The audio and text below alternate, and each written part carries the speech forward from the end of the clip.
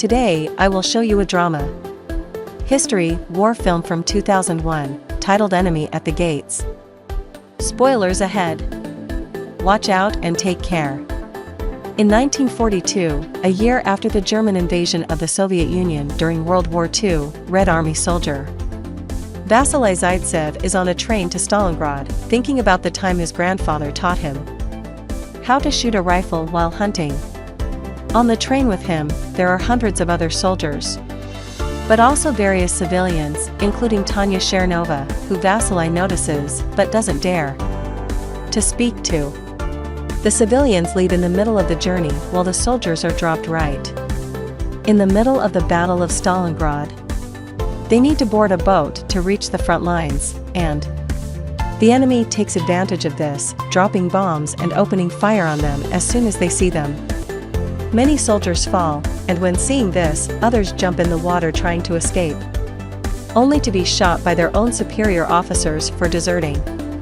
Once they reach the docks, only one of every 2 soldiers is given a rifle, the other is given bullets and instructions to follow the soldier with a weapon. The group is forced into a suicidal charge that the Germans easily overpower.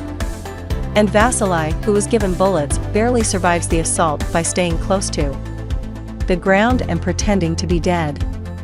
Once again, soldiers that try to escape are shot by their own side, considering them cowards and traitors. Soon the area is covered with bodies, with nobody alive in sight, until a few moments later, a car tries to cross the area. A tank shell hits it and knocks it over, and out of it comes Commissar Danilov, who rushes to hide inside a fountain, pretending to be another body in the pile and miraculously not getting killed. When a group of Germans drive by and shoot at the bodies to make sure there aren't any survivors.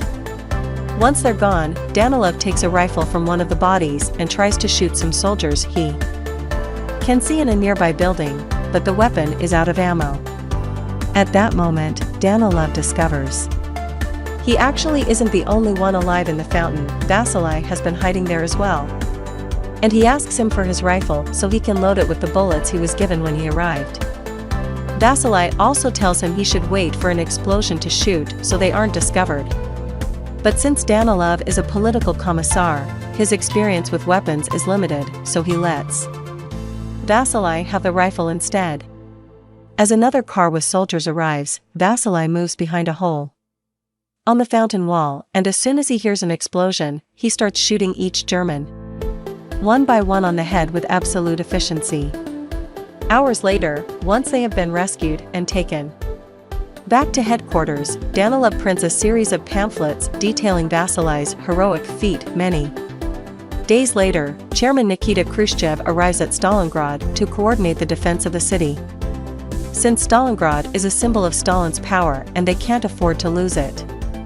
Furious after hearing about yet another loss, he demands ideas from his subordinates on how to improve morale. But most of the soldiers just repeat the same ineffective tactics they've been using for years. Danilov, however, proposes something different. He thinks that, instead of punishment, they must deliver hope. They should create a hero and inspire people, to make them want to protect the motherland, and he has the perfect hero for that job. Danilov's idea is approved and he gets promoted to senior lieutenant. Vasily's face now appears in the newspaper, presenting him as an example to follow. He's also been promoted, in his case, to the sniper division. From then on, Vasily becomes the face of the Russian army, both a national hero and propaganda icon. And his exploits would appear on every edition of the army's newspaper, plus on pamphlets that would make their way all over the walls of the country. One day, during one of his missions, Vasily and his team are found by a young boy called Sasha Filippov, who admires Vasily. He invites him to his very humble home, where his mother, Mrs. Filippov, prepares him dinner as thanks for what he's done for their homeland. Soon after they make it there, Danilov arrives as well, bringing letters from Vasily's fans from all over the country. To keep up with the plan of hope and propaganda, Danilov makes him reply to all of them, although he's the one that tells Vasily what to write, especially since he has to help him with spelling. One more person arrives after.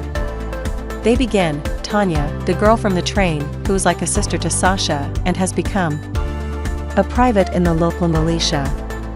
She's also fluent in German because she studied at the university. Danilov wants to recruit her because they need more soldiers that understand German. But Tanya would rather stay and fight, especially since the local militia are short on men. She changes her mind when Danilov explains how much she could help them by decoding Jerem intel, and that he'll send 12 soldiers in exchange for every person that speaks German. Meanwhile, the German army is starting to suffer the toll Vasily and his team of snipers are causing in their ranks, so they summon German Major Erwin Koenig, a renowned marksman and head of the German Army Sniper School at Zossen. He's tasked with killing Vasily, and Koenig prepares a plan to make Vasily come to him instead of doing the chasing. Some hours later, Vasily is woken up from a nap by his team because there's some trouble in the department store sector. Vasily shoots a shadow in the window and a helmet falls, so believing they've hit their target, he takes Ludmila with him to find the body. The companion they leave behind is shot as soon as they're gone. The duo makes it inside the department store and sneaks around until they reach the window, only to find that the shape they had seen is a mannequin posed to make it look like a sniper. This is obviously a trap, and when Vasily finds a cigarette butt on the ground, he realizes their enemy is still there, watching them. He thinks they should take it easy and stay hidden until they think of a proper plan to escape, but as planes start arriving and bombing the area, Ludmila gets scared and runs away, giving Koenig the perfect chance to shoot her, but Vasily escapes before Koenig can do the same to him as well.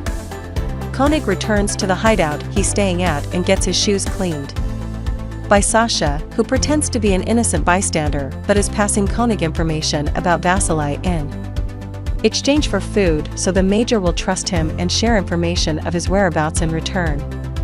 When the Red Army learns that the Germans are using Koenig, they bring over a former student of his, Kulikov, to teach Vasily how Koenig thinks and help him kill him.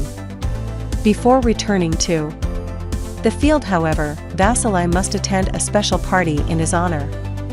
After saying hello to Tanya, he's dragged by Khrushchev to see the journalists, answer questions, take pictures and look at a giant Stalin painting, because according to Khrushchev, he's always watching over his country.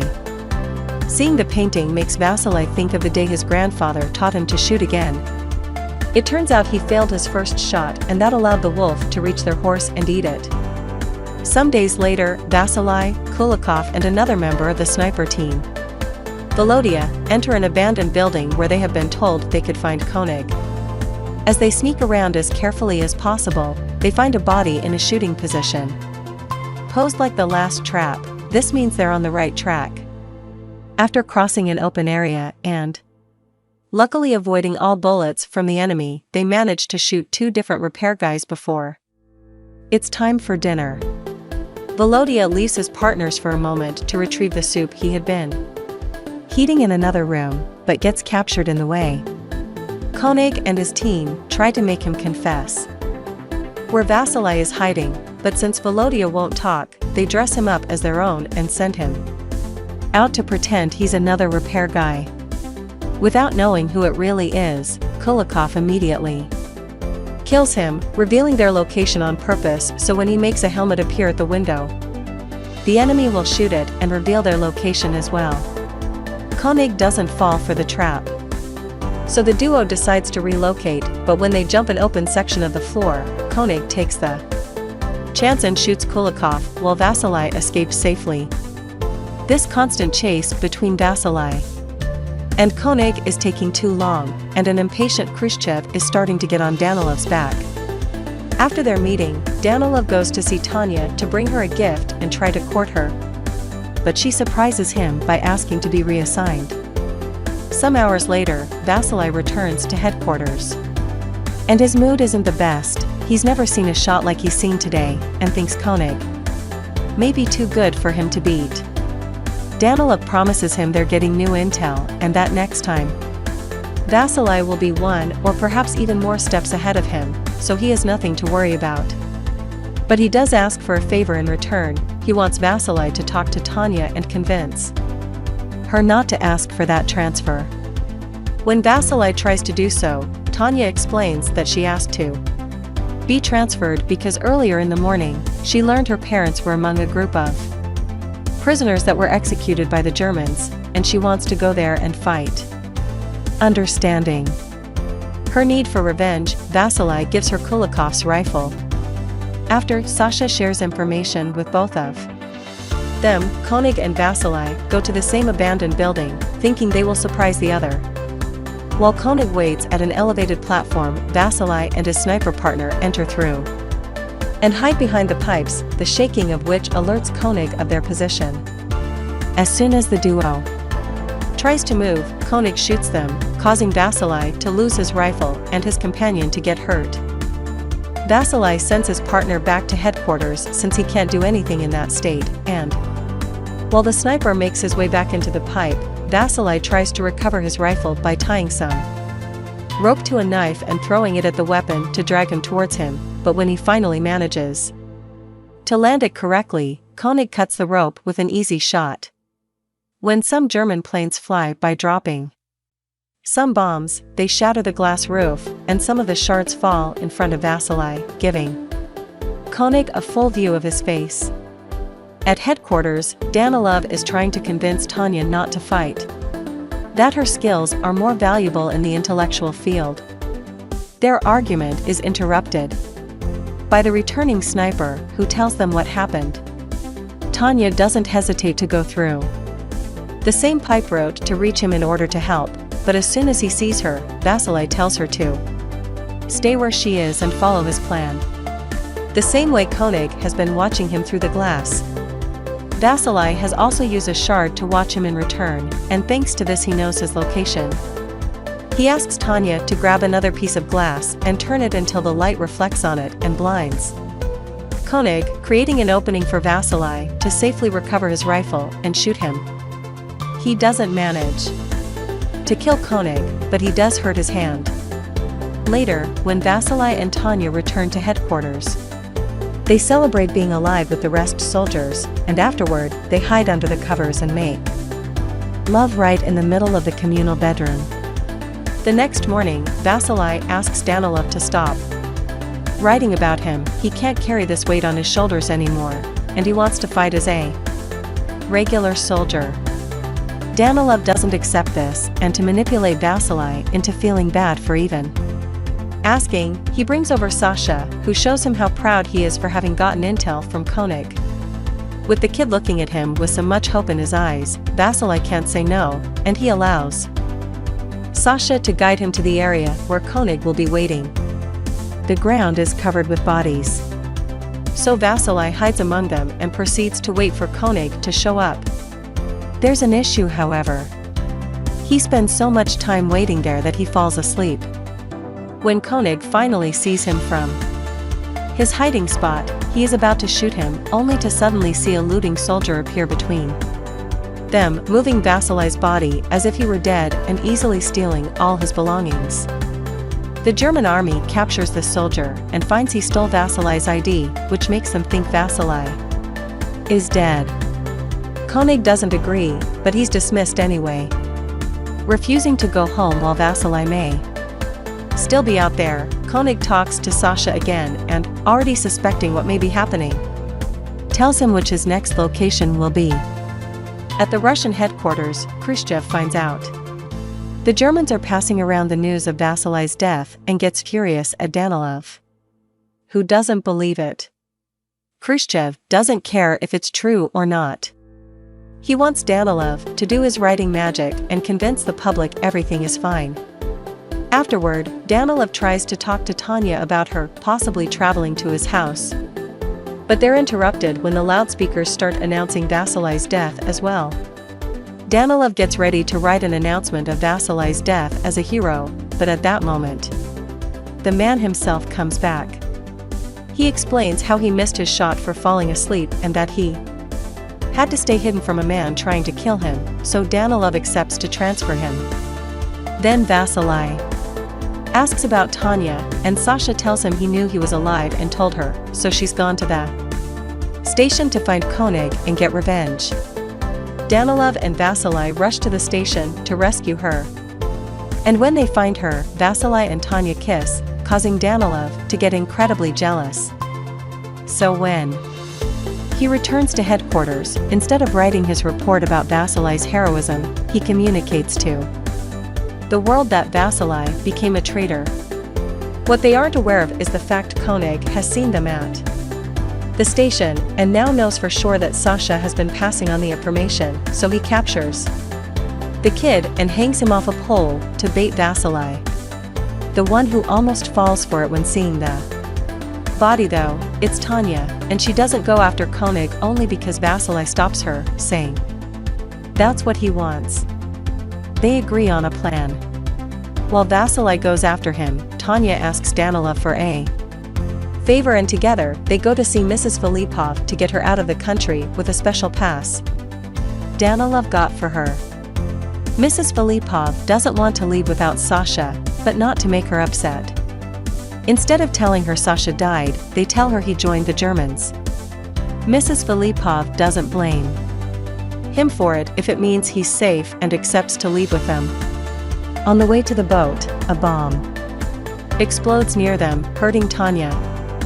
Danilov thinks she's died and leaves, but Mrs. Filippov doesn't give up and convinces a doctor to let Tanya board with her by showing her special pass and saying Tanya is her daughter. Vasily and Koenig are at a standoff in their respective hiding spots, not knowing where the other is. Danilov suddenly shows up next to Vasily, and now that Tanya is dead, he thinks he has nothing else to live for and humanity isn't worth saving. As a way to make up for the lies he made up about Vasily, he sacrifices himself and comes out of hiding so Koenig can shoot him and reveal his location. Vasily thinks ahead and doesn't immediately react, so now Koenig thinks he's killed Vasily himself and comes out to check the body. Vasily is waiting for him midway, and as soon as he aims his rifle at him, Koenig takes off his hat and accepts his fate. After killing him, Vasily takes his rifle and leaves it with Danilov's body. 2 months later, after the Germans have surrendered, Vasily gets a letter from Tanya saying she's alive and being taken care of at a field hospital. Once the city is safe enough to travel, Vasily goes to the address on the letter, and the couple happily reunites.